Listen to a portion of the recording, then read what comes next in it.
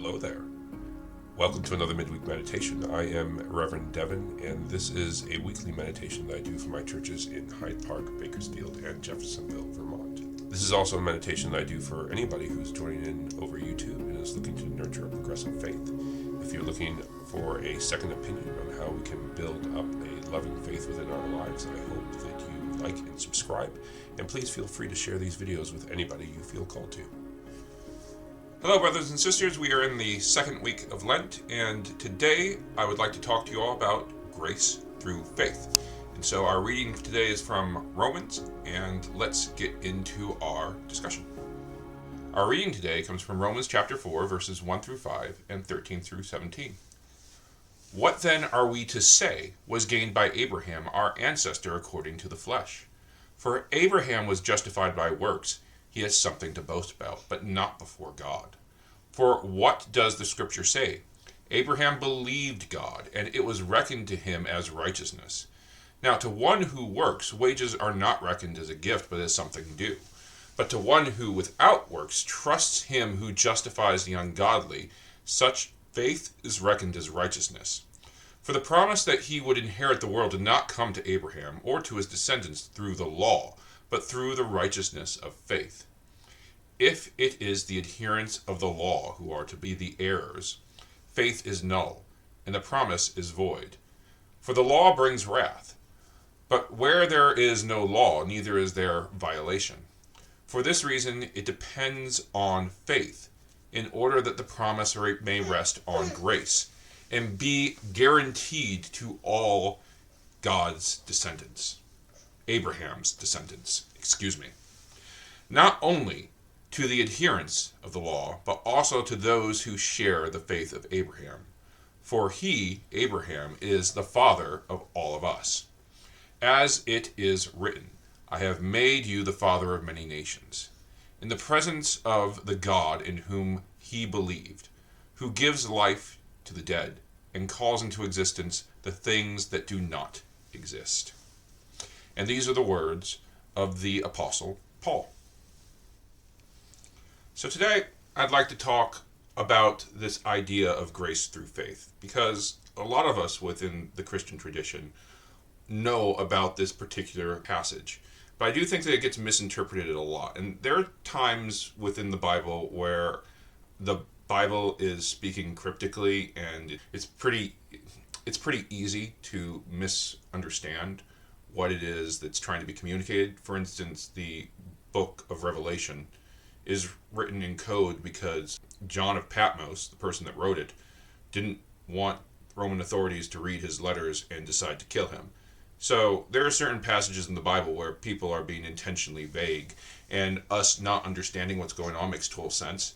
This is a situation, however, where I feel that I feel like Paul is being pretty straightforward about what it is he means, but we don't hear or don't seem to understand or don't seem to want to understand what it is he's saying. It's like Paul says, well, we get grace through faith, not by works. And so a lot of folks are like, oh, we don't have to work? And Paul's like, no, that's not what I said. No, Paul, you said it. Those words left your mouth, and you can't take them back. But that's not what Paul meant to begin with.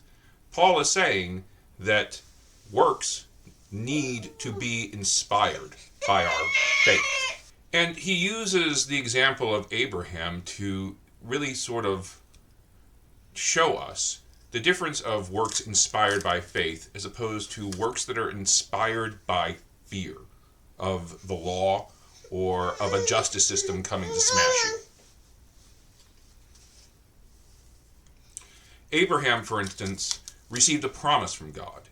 If you follow me, you will inherit the land and your descendants will inherit the earth. That's a pretty important promise within the Christian tradition. And there was no reason Abraham needed to believe God. It's not like God imposed a law upon Abraham saying, if you don't do what I say, I'm going to smash you with lightning. Right. God didn't say that to Abraham. God said, trust me.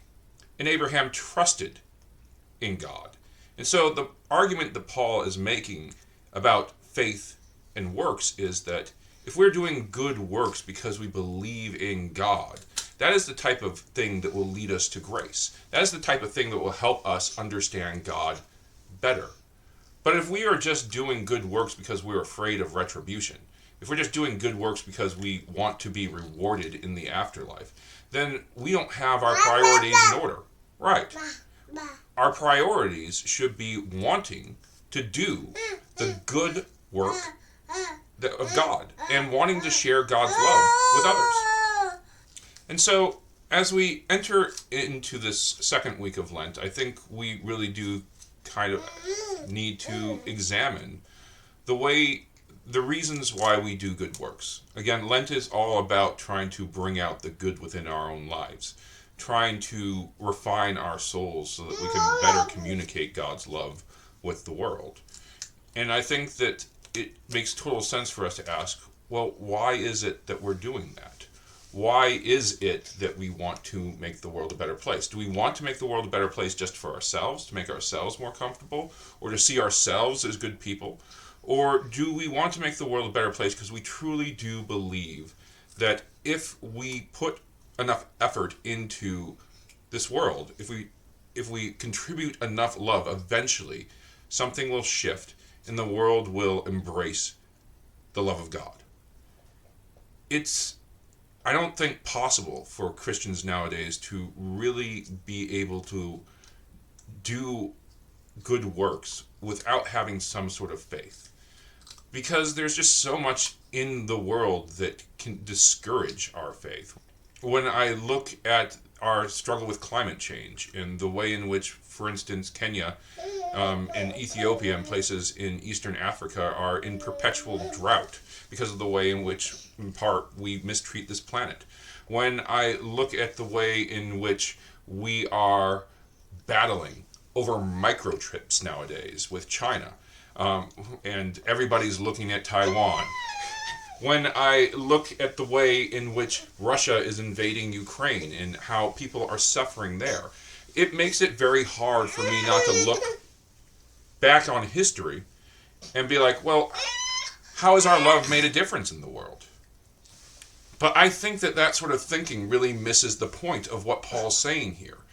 We're not always going to get rewarded for our works. We're not always going to see our good works have an impact on the world. Sometimes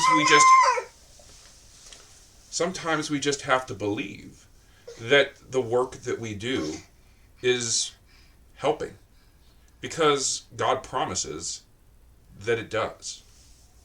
So this month, the denomination that I serve, the United Church of Christ, is holding its One Great Hour of Sharing.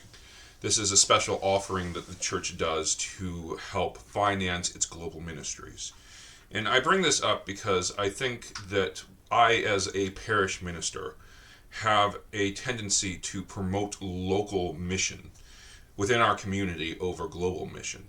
And there's a reason that I do that. The reason I tend to try to direct my congregation's efforts towards local mission is so that we can see the fruit of our labor.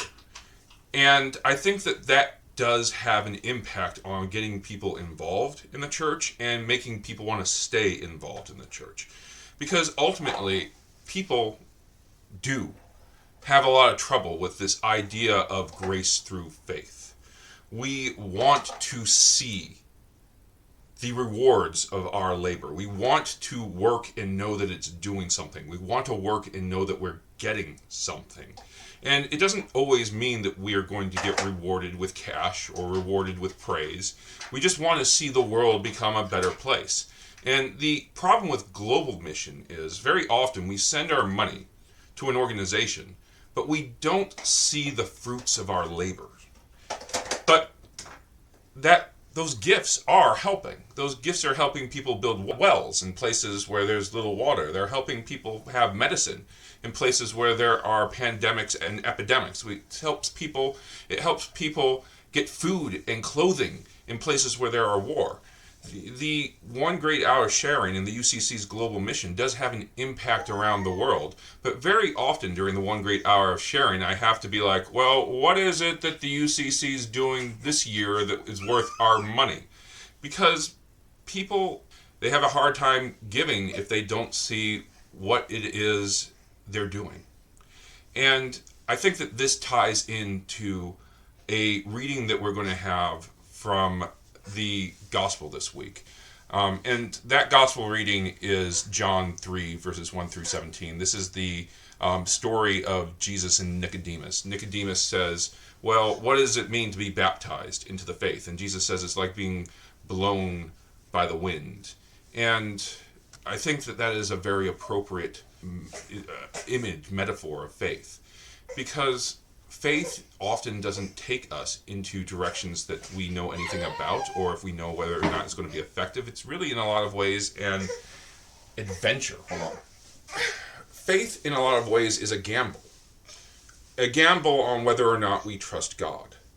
And human beings are not always willing to place their bets on God, because the world looks like it's aligned against God.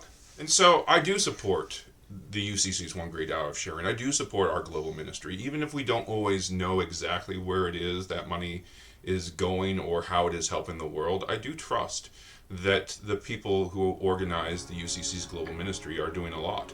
And they sometimes have on their webpage some concrete things that they're doing. But ultimately, and this is not a cash grab. I think ultimately we need to ask ourselves, are we willing to bet on God? Sometimes we also need to ask ourselves, are we willing to bet on the hierarchy or the diocese or the church that we are a part of? And that's a different question, because let's face it, institutions are not God. And so religious institutions sometimes say they're going to do one thing and don't do it. That is something that I want to point out, because there are people who have been scammed by their church. But whether or not we are going to trust God, I think, is a different question. Because God is a force for love in this world that I believe is not going to go away. God is a force within this world, though, that sometimes struggles to be made known. And it really does take our work in order to bring God's love into the world. If we're going to do that work, I think we need to recognize that we're not always going to see that love come out in a way that's going to change the world in a way that makes us feel rewarded. But God still gives us a promise, like God promised Abraham, that we can make a difference with our love. And so we should still keep trying to do that work, even if we're not rewarded for it, because somebody needs to do it. Somebody needs to have faith. We can give grace to this world if we have that crazy faith that God is going to keep God's promise to us in the end. And so have a wonderful Lent, and have a wonderful nap time. Live long and prosper. Amen.